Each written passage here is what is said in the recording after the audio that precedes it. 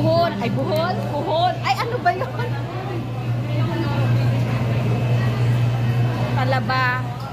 Nagpapabili si Rico yan. Gagataan daw. Hindi naman ginagataan, diba? Ano, tatanggalin? Hindi po. Diretso hugas, sabay gataan. Ayun yung halaan. Hi guys, andito ako sa market. Alimasag babae mataba. Ayan, 100 ang kilo. Ngayon lang po yan. Ayan halaan.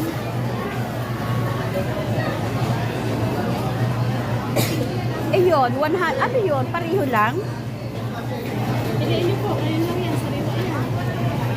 Libre halik. Yan, may mga alagi po yan. Ang ano ko ngayon, project ano eh.